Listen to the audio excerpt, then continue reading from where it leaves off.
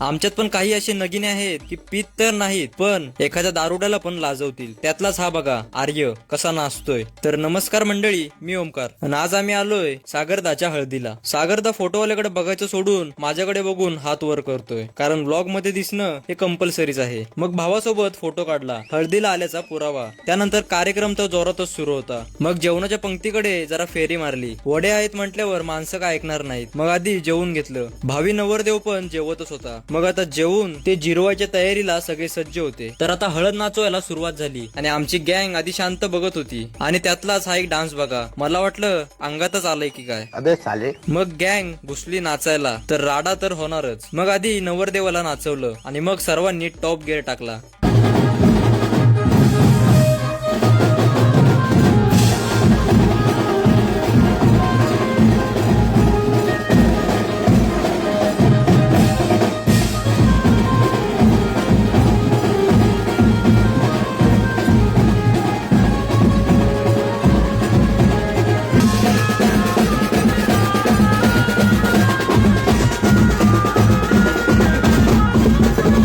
त्यानंतर हा चक्रीवादळ डान्स बघा. एका जागेवर नाचणं शक्यच नाही. मग एक हात वर संघटनेचा मालक स्वतः. मग त्यानंतर ही शेवटची झलक बघा आणि आपण भेटू उद्या लग्नात.